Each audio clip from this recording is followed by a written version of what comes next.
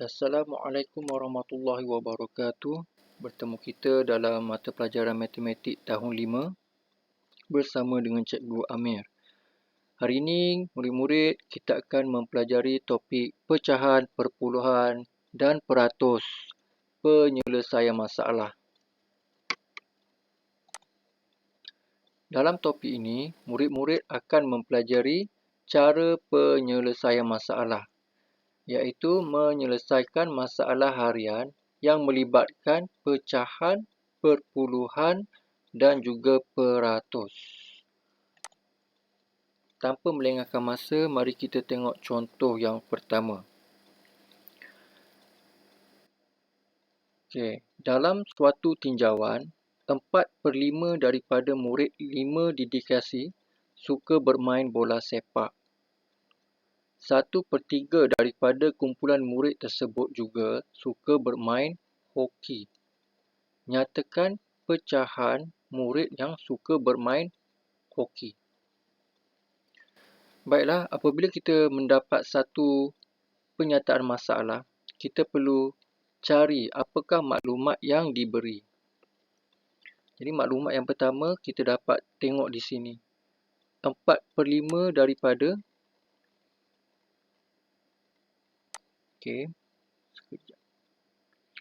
maklumat yang pertama kita tengok 4/5 daripada murid kelas 5 dedikasi suka bermain bola sepak.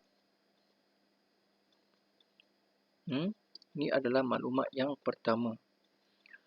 Maklumat yang kedua, 1/3 daripada kumpulan tersebut juga suka bermain bola hoki. Nyatakan pecahan murid yang suka bermain hoki.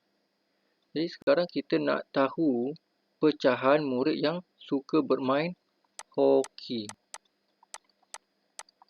Apakah pecahannya? Jadi maklumat yang kita dapat tadi, 4/5 suka bermain bola. Dan maklumat yang kedua, kita tengok di sini, 1/3 daripada kumpulan murid tersebut. Baiklah. 1/3 ini adalah pecahan. Selepas pecahan, kita tengok ada perkataan daripada. Maksudnya, darab. Kumpulan murid tersebut. Kumpulan murid tersebut adalah merujuk kepada murid yang suka bermain bola sepak. Jadi, murid yang suka bermain bola sepak ada 4/5. Ada 4/5. Jadi, untuk mengetahui pecahan yang suka bermain hoki, kita rujuk kepada ayat ini. 1/3 daripada kumpulan murid yang suka bermain bola sepak. 1/3 darab dengan 4/5. Kita perlu selesaikan ayat matematik ini untuk mengetahui pecahan murid bermain hoki. Baiklah. Kita tengok cara yang pertama, iaitu cikgu akan gunakan gambar rajah. Cara pertama kita guna gambar rajah yang seperti kita belajar sebelum ni. Pecahan yang sebelah kiri ini adalah 4/5. Manakala pecahan di sebelah kanan ini bernilai 1/3. Cikgu terbalik pula. Tapi tak mengapa, dia sama saja. Untuk penyelesaian sama saja. Apabila kita menggunakan gambar rajah, penyelesaiannya adalah kita mencantumkan kedua-dua pecahan ini supaya ianya bertindih. Jadi murid-murid tengok apa yang berlaku pada gambar pecahan ini.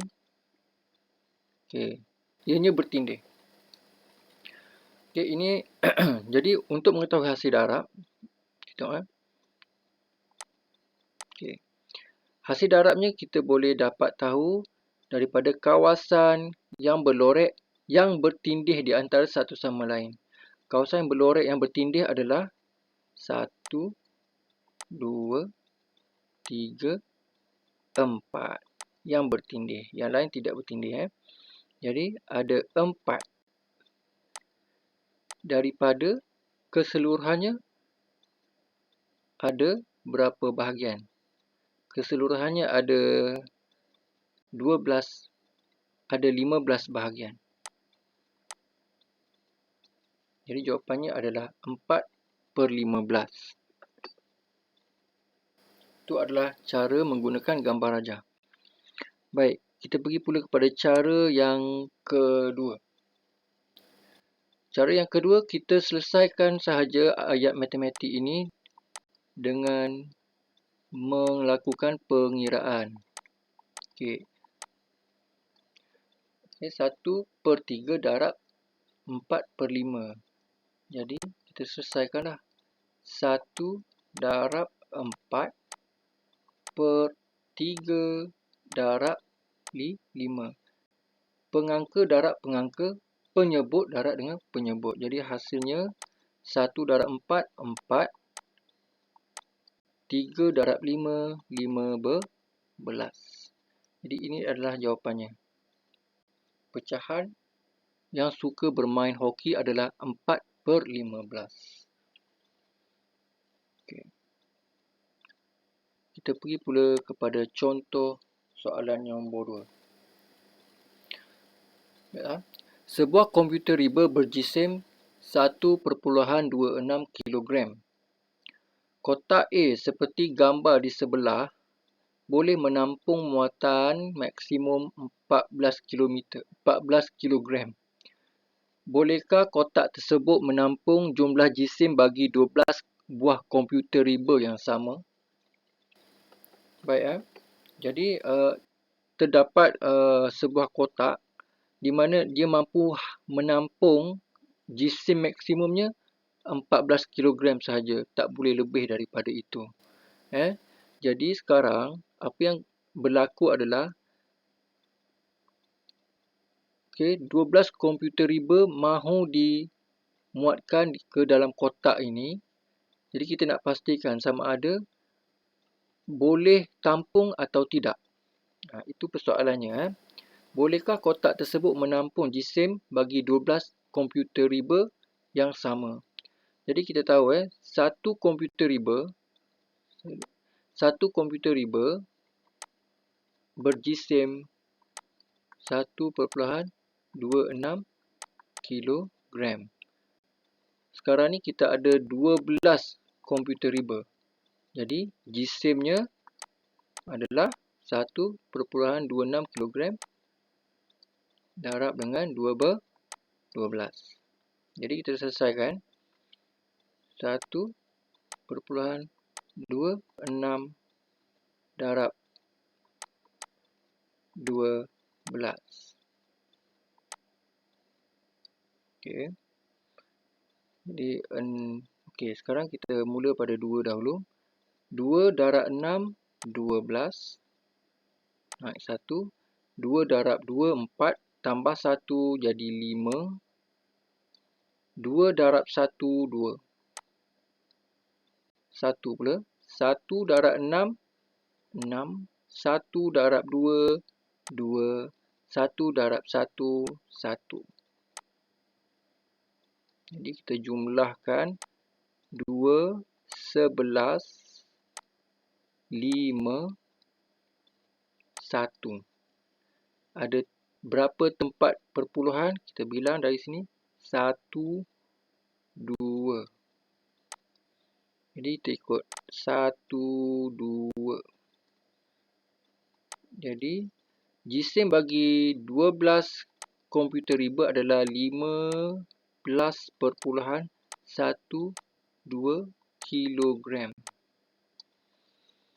Sekarang kita bandingkan dengan jisim maksimum yang mampu ditampung oleh kotak A.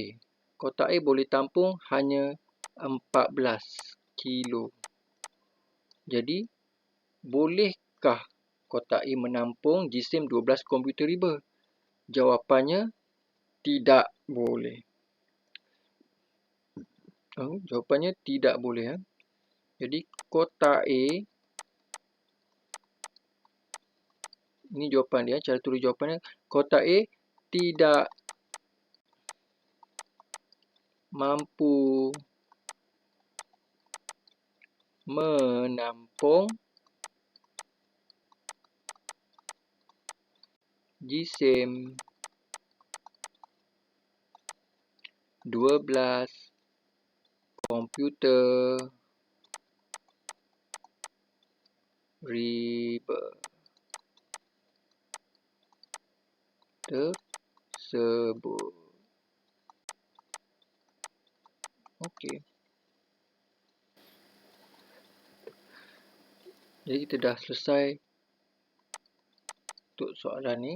Jadi kita tengok yang bawah pula ya. Di sini terdapat jadual menunjukkan jenis kotak dan jisim barang yang mampu ditampungnya. Okay, kotak P mampu menampung berat jisim sehingga 10 kg. Manakala kotak Q mampu menampung jisim 10 kg hingga 20 kg. Jadi soalannya, berpandukan jadual di sebelah ni, pilih jenis kotak yang sesuai untuk menghantar 12 buah komputer riba di atas. Bincangkan. Okey, jadi kita dah tahu jisim 12 komputer riba yang nak dibungkus adalah 15.12 kg. Jadi kotak mana yang mampu menampung? P atau Q? Jadi kita tengok ya. Okey, kotak P hanya mampu menampung maksimum 10 kg saja. Sedangkan jisim 12 komputer riba adalah 15.12 kg melebihi keupayaan kotak P. Jadi kotak P tak boleh. Kotak Q 10 kg hingga 20 kg. Jadi jisim 12 komputer riba ini masih lagi berada di dalam lingkungan ini. Lingkungan 10 kg hingga 20 kg. Jadi kita pilih kotak Q. Jawapannya kotak Q. Baiklah murid-murid, kita pergi pada contoh seterusnya. Okay, bersempena dengan pameran buku, 600 orang pengunjung telah hadir pada hari yang pertama. Pada hari yang kedua, bilangan pengunjung meningkat 70% berbanding dengan hari pertama. Berapakah jumlah pengunjung pada hari yang kedua? Jadi maklumat yang diberi di sini adalah hari yang pertama ada 600 orang pengunjung. Manakala hari yang kedua, bilangan pengunjung meningkat. Pada hari yang kedua, bilangan pengunjung meningkat sebanyak 70% berbanding dengan hari yang pertama. Maksud dia lebih ramai daripada 600 orang. Jadi, kita nak tahu berapakah jumlah pengunjung pada hari yang kedua. Baik, untuk menjawab soalan ini, cikgu gunakan rajah bar. Okey. Jadi, murid tengok di sini. Jadi, pada bar ini kita ada satu palang, kita ada satu anak panah di sini menunjukkan hari yang pertama dan hari yang kedua. Okey, kita tengok dulu. Kita lukiskan palang untuk hari yang pertama. Okey, ini adalah palang untuk hari yang pertama iaitu 600 orang pengunjung. Untuk hari yang kedua, kita lukis palang yang lebih panjang. Okey. Jadi kita tengok di sini Yang lebih panjang ini menunjukkan berapa pengunjung yang lebih. Tadi dia beritahu di sini, pada hari kedua bilangan pengunjung meningkat 70%. Maksud dia, pada hari kedua terdapat sebanyak 70% lebihan berbanding dengan hari yang pertama. Okey, sekarang kita tukarkan semua nilai ini kepada peratus. Jadi untuk tukar nilai ini kepada peratus, kita kena anggap hari yang pertama adalah 100%. Ini kerana ini adalah nilai asalnya, 600. Kemudian kita isi di sini 100%. Jadi untuk hari yang kedua, untuk hari yang kedua, kita akan dapati bahawa 100% tambah 70% bersamaan dengan 170%. Jadi hari yang pertama adalah 100%, maka hari yang kedua akan bernilai 170%. Kita tengok nilai peratusnya adalah lebih besar berbanding hari yang pertama. Jadi peratus kita dah dapat, kita dapat kiralah berapa bilangan pengunjung untuk hari yang kedua. Untuk mengira bilangan pengunjung, kita darab nilai peratus ini dengan kuantiti asalnya, 600 ya. Jadi 170%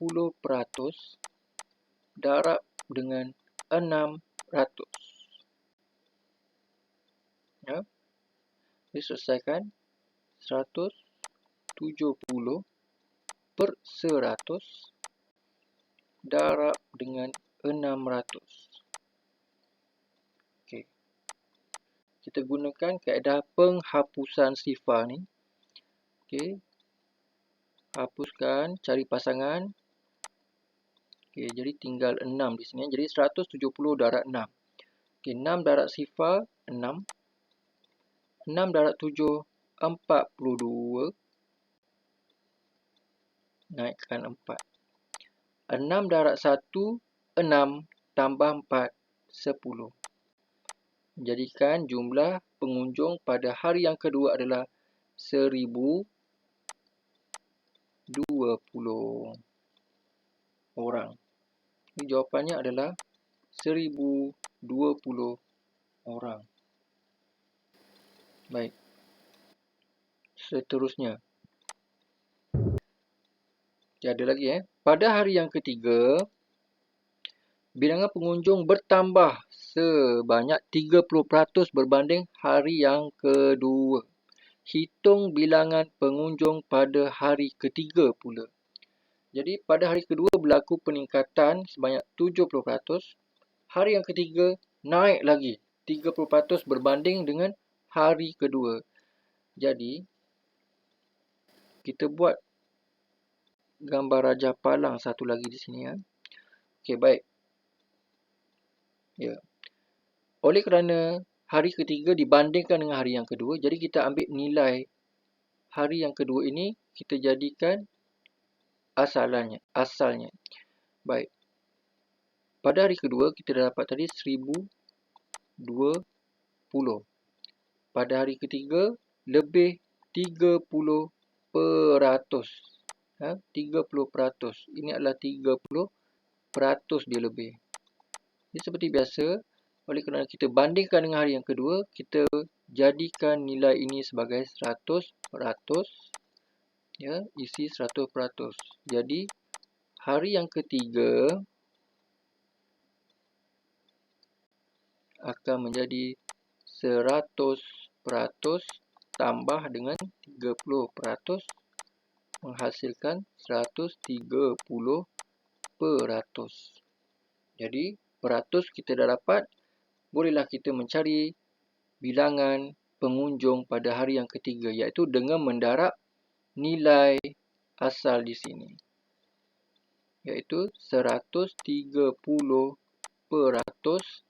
darab dengan 1020. Tukarkan kepada pecahan. 130 per 100 maksud dia 130 per 100 darab dengan 1020. Okey, kita gunakan teknik penghapusan sifar. Okey, di atas ada, di sini ada satu pasangan dan sini pun ada satu pasangan. Jadi tinggal 13 darab 10. 13 darab 102. Sorry. 13 darab 102. Jadi kita selesaikan dalam bentuk lazim. Saya selesaikan di sini. 102 darab 13. Okay. Kita mulakan dengan 3. 3 darab 2, 6. 3 darab sifar, 3 darab 1, 3. 1. 1 darab 2, 2. 1 darab sifar, 1 darab 1, 1. Dan jumlahkan. 6, 2, 3, 1. Jadi jumlah pengunjung pada hari yang ketiga ialah 1,326 orang pengunjung. Untuk hari yang ketiga. Okey, baik. Seterusnya.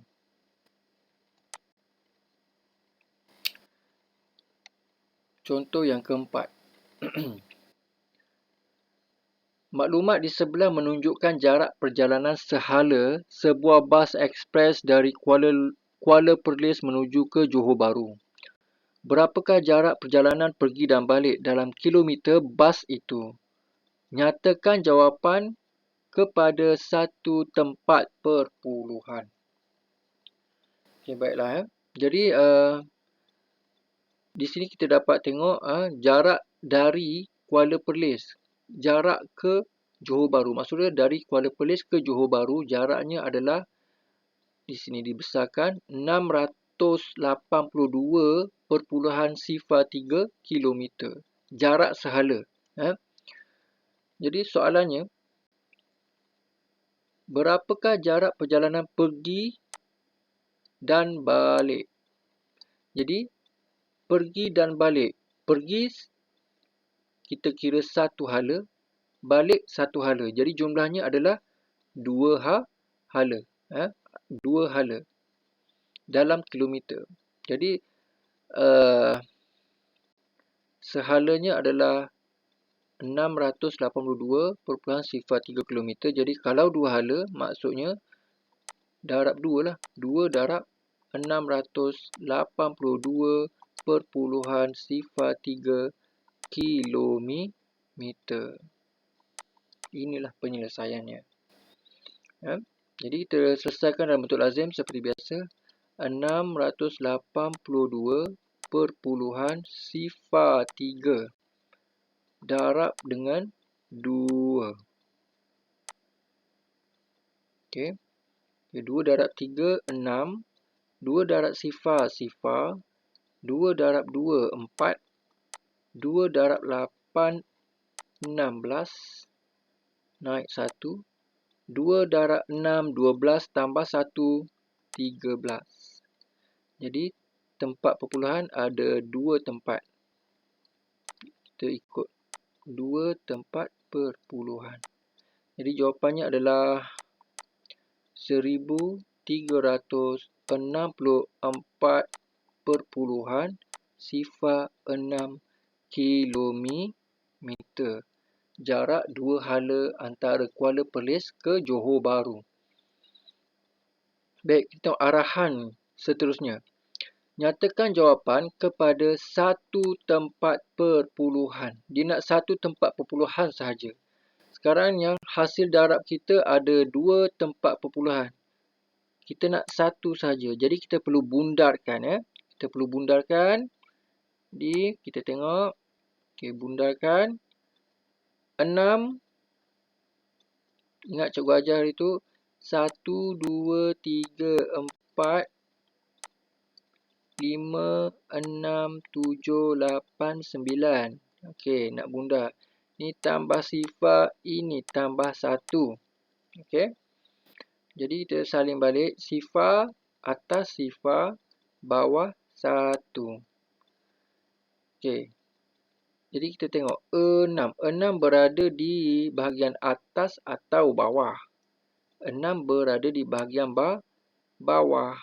Jadi kita ambil jawapan bawah. Jadi jawapannya adalah selepas dibundarkan ke satu tempat perpuluhan menjadi 1364.1 kilometer. Okey ya. Jadi ada lagi tak contoh? Okey, itu saja kelas kita untuk pada kali ini. Cikgu harap murid-murid dapat tengok balik video cikgu daripada awal jika kurang jelas dan cuba faham langkah-langkah yang cikgu terangkan di dalam penerangan cikgu kali ini. Dan cikgu harap murid-murid dapatlah menyelesaikan latihan yang bakal cikgu bagi selepas ini. Sampai jumpa lagi dalam kelas yang akan datang. Cikgu ucapkan selamat maju jaya. Sekian, terima kasih.